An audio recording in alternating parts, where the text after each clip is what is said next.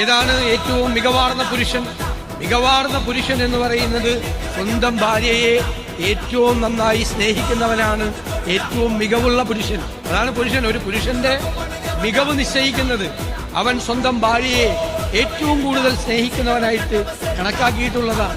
മകളുടെ അനുവാദമില്ലാതെ വിവാഹം അരുത് എന്നാണ് പറഞ്ഞത്. സ്ത്രീധനം വാങ്ങിക്കരുത്, പകരം മഹറാണ് കൊടുക്കേണ്ടത് എന്ന് പറഞ്ഞു. സ്ത്രീധനം വാങ്ങിക്കരുത്. എത്ര നൂറ്റാണ്ടുകൾക്ക് ശേഷമാണ് സ്ത്രീധന നിരോധന നിയമങ്ങളെല്ലാം ലോകത്ത് പല രാജ്യങ്ങളിലും ഉണ്ടായത്.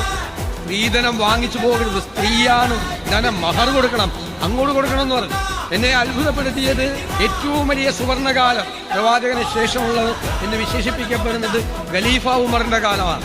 ഖലീഫ ഉമറിന്റെ സദസ്സിൽ ഒരിക്കൽ ഈ മഹർ തുക കുറയ്ക്കാനുള്ള ഒരു തീരുമാനമുണ്ട്. അപ്പോൾ ആ രാജസദസ്സിൽ ഒരു വനിതയുണ്ടായിരുന്നു. അത് അത്ഭുതപ്പെടുത്തുന്ന കാര്യം. അന്നത്തെ രാജസദസ്സിൽ ഒരു വനിതയുണ്ടായിരുന്നു. ആ വനിത എഴുന്നേറ്റ് നിന്ന് അതിനെ സ്ത്രീ ചോദ്യം ചെയ്തു. മഹർ കുറയ്ക്കാൻ ഭരണാധികാരിക്ക് അധികാരമില്ല, അത് പ്രവാചകൻ നിശ്ചയിച്ചിട്ടുള്ളതാണ് മഹർ, അത് കുറയ്ക്കാൻ പാടില്ല എന്ന് പറഞ്ഞു. പലരും ആ സ്ത്രീയെ വിമർശിച്ചു. അപ്പോൾ അതിന് മറുപടി പറഞ്ഞത് ഖലീഫ ഉമറാണ്. ഖലീഫ ഉമർ നീതിമാനായ ഭരണാധികാരിയായിരുന്നു, അല്ലേ?